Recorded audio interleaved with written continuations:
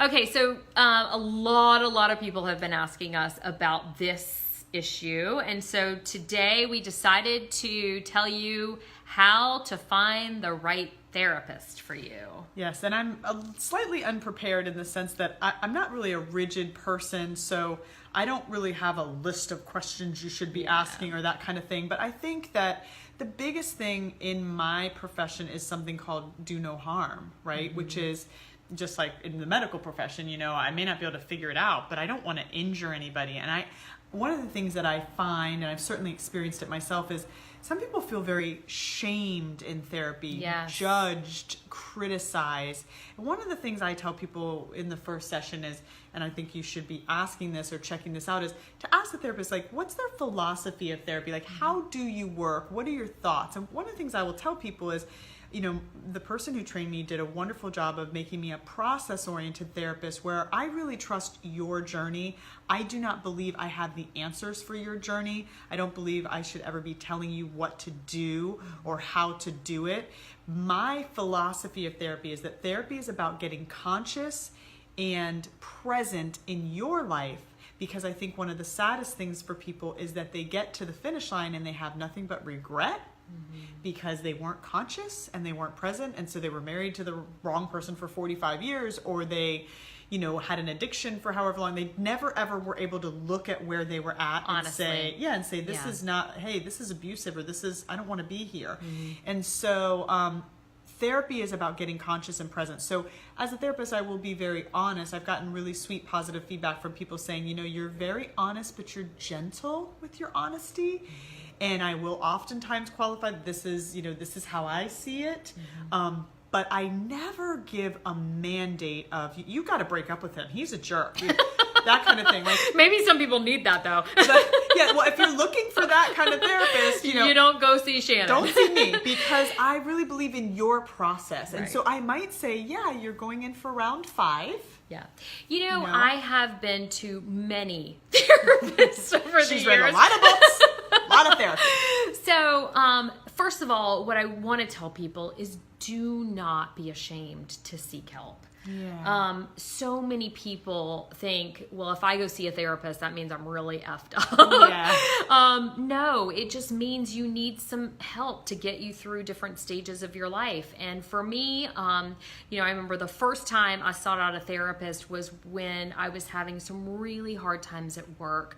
I had a boss that just, I felt I could never do anything right, you know, and I struggled with it so bad because I loved what I did, but I really hated who I worked for at that moment in my life. And so I went to see a therapist for that. I also, when I, you know, started having some problems in my marriage, I went and saw a therapist for that. So there were many different times that I've seen therapists, you know, after I got a divorce, I saw a different therapist for that.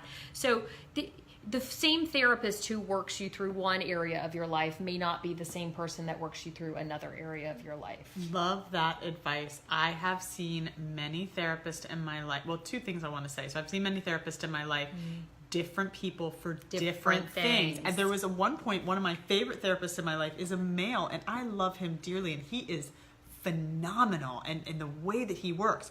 But when I went through almost dying and hemorrhaging when I had my son, and then my son was in the NICU, I needed a woman to talk to about my trauma with pregnancy and delivery, and it was going to get graphic, and I did not want to tell my male therapist about the details.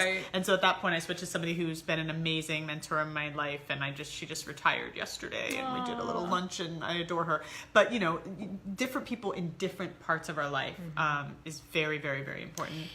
Yeah, and the other thing that I will tell you is you know, after going to many different therapists, I didn't go to so many. I don't want to make it seem like I've been like a mental case my whole life, but I'm not ashamed to go get advice from someone who I think is smarter than me. You know. Finish your thought, and then I want to speak to that. But go ahead. So what I would tell you is you will connect just like when you connect with a friend or someone that you feel a connection to. You know, I would say just because you go to someone that maybe was recommended by someone else doesn't mean that is the right person for you. So if you don't feel that connection or like that person is really right for you, then don't be ashamed to say, this isn't right for me and I'm going to try someone else. It's not a fit. It's not a fit, right? And that's, I remember when going to the first therapist and, his whole, he kept saying, how does that make you feel? And I was like, I know how it makes me feel. I need you to tell me what to do about it. Some guidance here. Right. We've already Just covered. a little bit of guidance. Still anxious. Makes me feel anxious still. That's right. Well, here's what I wanted to share before, and I forgot. Now it came back Okay. because I'm going to be 46, and I hear it comes back when you're at that age. But the concept that I remember talking to my mom. My mom's a therapist, and being a therapist kid, I mean that just blows, right? Really, Because, I would think it would be amazing. oh, it's the worst because you feel psychoanalyzed, and you're like, well, that's not healthy behavior. Well, what's healthy behavior? It's like, it can be hard. So sorry to my kids because I'm a therapist. Yeah. But what she explained to me, she did such a beautiful job one day because I was feeling crazy that I was off to the therapist. And, why do I have to go to therapy? And not all my friends aren't in therapy. And I love what she said. She said, Shannon, we live in a world where right now someone is being murdered. Right now someone is being in a car accident that's taking their life. Right now somebody is being raped. Right now somebody is dying of alcoholism, drug addiction, overdoses, cancer. Right now somebody's going through a divorce. Right now somebody's in a plane accident. Like, in this world that we live in, there is a lot of pain and trauma. Some people, Shannon, drink to cope with it. Some people do drugs. Some people have sex in the back of cars. Some people eat too much chocolate. Some people just eat too much, period. How about you go to therapy? I love that. Yeah. We live in a world that can be traumatizing. The news feels traumatizing. Yeah. Las Vegas, just hearing what happened to those people, I feel traumatized. I wasn't even there. You were traumatized reporting on it. We live in a world that packs a punch. You can medicate yourself. Shopping, that would be my favorite. You can medicate yourself through it and it doesn't go away. Or you can go talk about it, process it, deal with it, get healthy tools, and heal from it. That's what therapy is about. So crazy people don't go to therapy. Healthy people go to therapy. It's interesting because, and I would say, talk to your friends who if you're thinking, well, how do I find a therapist? Really, talk to your friends who have been to therapy, if someone they like, also a lot of companies now offer like a helpline where you can get in touch with a therapist that will actually, that takes your insurance. That's very helpful. And for me, I had a contact for someone that ended up, I called this person. It was a friend who had gone to her, and I called her and she's like, oh, I'm sorry, I only do this type of therapy and I didn't need that. She goes, you don't need this, you need this. And so she had given me another contact. So just start that process and you will find the person that is right for you. The other thing I wanted to ask you, because there are so many different types of therapy, I have done the talk therapy, which I think is very helpful, but I think you can max out on that. Sure. Well, I think that's a great point, is that find out what kind of therapy the person that you're sitting in front of does, and then the nice thing about Google, go research it. So for example, different modalities. Cognitive therapy is wonderful if you have depression or you're really self-critical, kind of focusing on changing those thoughts that change the behaviors. So if somebody does cognitive therapy, research it and see if it's going to fit for what you're going through. I'll be very honest with you. As a therapist, I know what I'm great at and I know what I'm not good at. When somebody calls me and says, I have a severe eating disorder, I'm like, whoa, let me refer you, because that is a very specific addiction, and it's very fragile. Obviously, people can die of anorexia nervosa and bulimia and all of that. So it's not something I feel that I'm an expert in. I feel like you deserve to have an expert. So try to think about what your issue is. Like, I specialize in couples work, and I let people know that I'm Imago trained. I work under a specific theory now for like 6, 7 years. I love it, and I feel very proficient at it. So I get those referrals, and then I'll refer back the adolescents that are part of those couples. I don't treat adolescents anymore. So, find out what is your specialty. And I've had a lot of people ask me that. What are you good at? And line that up with what you need. So cognitive therapy is one. Another that you're kind of referring to is more experiential therapy. Some people really get in there, and I do some experiential as well because my old mentor was phenomenal at that. But, working in the room and moving in the space and doing role playing and things like that. Some people really need to get in there and do that and hit with a bat and get their anger out. And some therapists don't really work experientially. They're more cognitive, or they more just sit and talk. And then there's EMDR, which is for trauma, which is phenomenal. And I am not trained in EMDR. So I have a friend that's wonderful, and I refer a lot of people to him. Yeah. But really, and I've done research. EMDR. It is very intense. Yes. But but very healing. But very healing. And there are definitely different modes of therapy that, you just need to find out exactly what you think you need, and then find that person that kind of fits into that. Yeah, for example, if you have an addiction and you've been sober 5 minutes, you really do need somebody who's worked in addiction. And I would recommend, if you're in early addiction, I would recommend somebody who is a recovering addict. When somebody comes to me and they say, oh, I'm sober for a week, I'm like, you really need my mom. Yeah. She has 35 years of sobriety. She's got kick butt, recovery. She's going to put you in gear and help you stay sober. I don't have 35. Yeah. So, working with somebody who doesn't, now I'm not saying somebody who isn't in recovery from, opioids can't help somebody, because we can. But that's just my recommendation is if I'm looking for a therapist, I'm looking for someone who's a little bit walked in my shoes. Not that the therapist who's never been divorced can't help me get through a divorce, but a lot of people will say to me like, wow, it helps so much that you've been here. You actually know what I'm going through. You know what I mean? So I think that finding the person who, like you said, it's a click, that they, that you can ask them the question, well, are you divorced? Have you ever been through a divorce? Are you an addict? Have you ever been through addiction? Have you ever been a child of an alcoholic? And maybe you want to find the person who's lived it themselves and recovered from whatever. That's good advice. Yeah, somebody asked me recently, I was at the doctor's office, and a lot of times when I'm at the doctor's office, I'm there for years getting to know these doctors, and they'll say, hey, we have a lot of people who have this.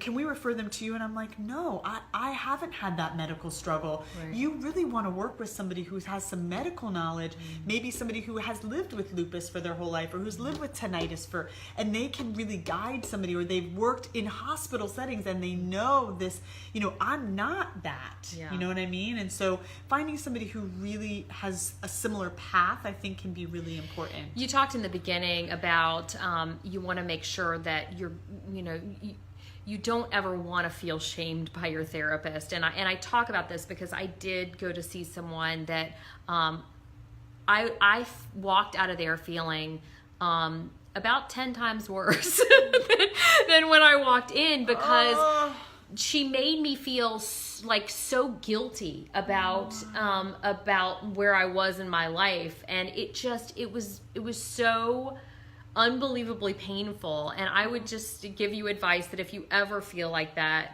please do not know that it's not about you. I mean, I don't know what that was about, but just like anything, there's good and bad therapists, there's good and bad in everything. So, well, and you know what, I think one of the things that I'm not necessarily proud to say it, but I think it's the truth. If you're a therapist, you got to get honest about this. We're human and we get triggered. And that's why one of my qualifications for hiring a therapist is that they've done their own work. Like, not that they're done, because it's a lifelong journey, but if I'm going to see somebody, I want to ask them, like, have you ever done therapy?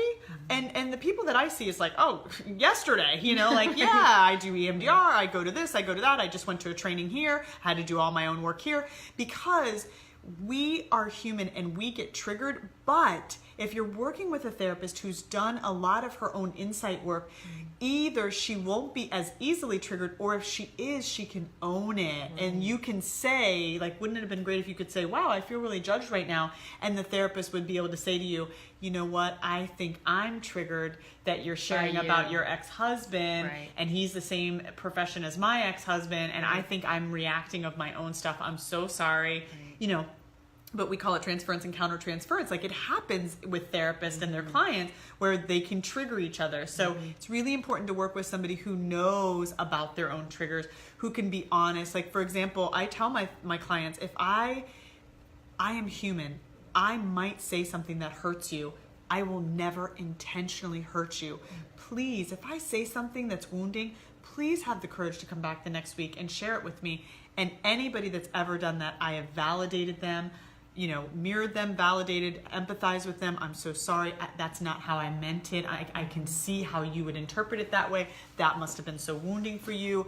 I'm so sorry. And we clean it up. And I'm so grateful for those people that have that courage, because that takes a lot of courage. Yeah. But, you know, we are human, so you will get into those things. But like you're saying, if you go into something and you feel like someone's making you feel bad about yourself and you're leaving there, you know, I have somebody in my world don't go back. Yeah, don't go back. I mean, I have somebody that I do this with, where I will say to them, I love you dearly, but, you know, I do get triggered, you know what I mean? And so I give them that option of, like, you know, it's okay if you don't feel comfortable. Like, I would love to help line you up with somebody else, but I worry so much about you and you don't worry so much about you. And so that's a trigger for me. You know what I mean? And it's like, oh, so at least we talk about it so that nobody's getting wounded, because and not that I would ever beat up on this person or any of that, but, you know, we talk about it. So it's like, no, and they kind of re-up every time. No, I know, this is who I am. And I think a big concern for a lot of people going into therapy, you know, and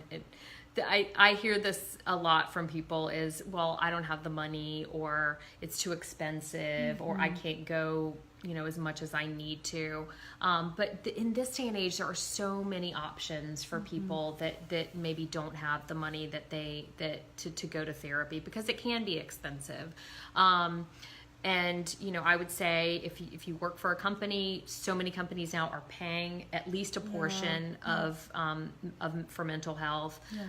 You can they also have those hotlines that I talked about that you can call them, and they will put you in touch with a therapist that they might pay, you know, the insurance might cover out and out.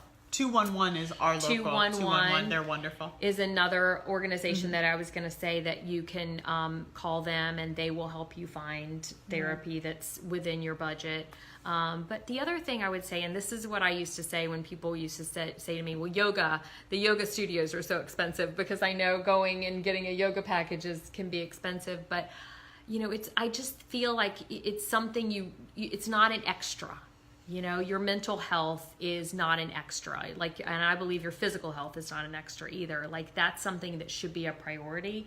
And there are ways that you can get affordable mental health care. So don't let that be an excuse, I guess, is my point. And there's a lot of agencies, you know, that 211 can really point you to as well. Agencies that, you know, that have sliding scale and all of that. The other thing too is, you know, it's kind of like going on a job interview. I mean, this sounds funny to say as a therapist, but it's really true. It's kind of like going on a job interview. You know, you look at them on paper, you know, whatever, you're on the phone, not so much.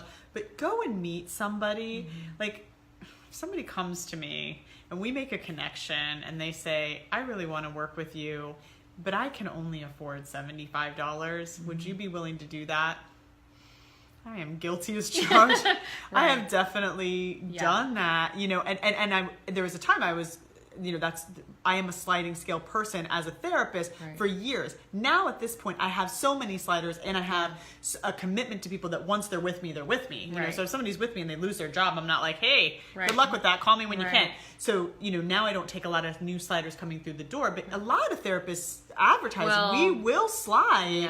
And when you meet with somebody and you make that connection, and it's kind of a spiritual experience, and a lot of times people will be willing to work with you or for temporary or whatever, you know, so do ask if somebody can slide, meet with them and say, would you be willing to work with me? Or you can also do every 2 weeks, or even once a month. I mean, there's a lot of variations to the finances. And then I think the thing that kills me is what you're saying about it being a priority is that somebody might be in front of me who has a Louis Vuitton bag and their nails are impeccable and they've got the most gorgeous and they shoes. Want you to slide. Well, or they're like, I can't afford therapy. And like you're saying, well, you have the funds, but you're allocating them a little differently. And so what a beautiful, and I'm not saying that in a judging, shamey way, because, I get it, but do this for yourself. Yeah. Give this gift to yourself that you have allotted however much money to get your facial and this, that, and the other thing, because you're concerned about taking care of your skin, taking care of your nails, and taking care of your wardrobe.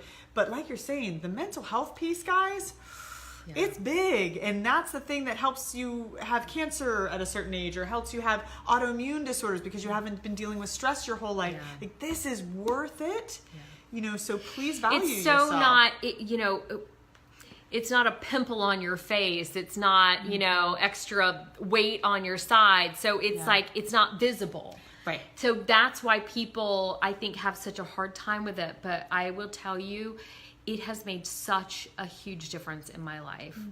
Therapy has gotten me through some of the most difficult times in my life, and I will say that it makes a huge difference. And the one other question that I did want to ask you, because this is something I've always had a problem with, when I knew that I was kind of done with that segment of my therapy. How do you know when you're not healed, but how do you know when you're finished? She's really good at questions. That's a great question. So the way I see that with my clients is, we are together every week, and then, that one session we kind of feel like we're talking about baseball. It's like, well, how are the kids? And it's like, and I'm saying, is there anything going on? Things are really good. My husband, good. And so we find we're kind of just talking about nothing. And then I will say, you seem to be doing pretty good. How about you want to go 2 weeks or 3 weeks or maybe in a month? Right. And they go, okay. And then we scoot it out. So if you start to feel like, I don't really have anything to talk about, not only do you feel that way, but once you go to the session, that also is true. Because a million people say to me, I had nothing to talk about today. Wow, that was an intense session. But if you feel like you have nothing to talk about, you go in and you really don't have anything to talk about, spread it out. I'll be back in 2 weeks. I'll be back in 3 weeks. I'll be back in a month. That next time, same feeling. You really, we had 30 minutes of good stuff, and then I really don't have anything to talk about. Then I'll say, oh, well, want to do a check-in in 2 months? Right. And then if at that point you're getting ready to go to the appointment, you're like, I have nothing to talk about. Right. Then you can either go in and do kind of a closure session, or you can call and say, listen, right now things are really good for me. Of course, I'll call you in a year if I'm pregnant, or whatever's going on. I'm sure I'll need you again. But I really am doing well, and thank you so much. And I think I'm going to take a pause. Yeah. And people have done that, and I'm always blown away that people will show up 5 years later or 10 years later, and especially with technology, people pop up, hey, is that you? Right. But it's really nice. I know as a therapist, my door is always open. I want you to heal. I want you to not need to come anymore. That's a beautiful thing. You're not hurting my feelings. Right? That's another kind of little piece of advice. If you would like to take a hiatus from therapy and your therapist is angry at you, that's not really a safe environment. This needs to be an environment where you are given permission to come and go and ebb and flow. And, sometimes, I know I've been in times in my life where I'm like, I don't want to work on myself. I've been a lot of times in my life. I don't want to. Right. I don't want to. It's too heavy right now. I'll call my therapist and go, I don't, I need to be there, but I don't, I'm going to just take some time. I don't want to do it right now. That's fine. Right. This is your journey. Yeah. This person works for you. They're helping you. So if you need to take a break, or if 5 years or 5 minutes, take care of yourself. And in my opinion, I would love to see, and I know all my friends, they say, oh gosh, that's fine. Take care of yourself. Call me if you need me. Right. Yeah, that's good advice. All right, well, so hopefully that helped with if you're looking for a therapist or thinking about therapy.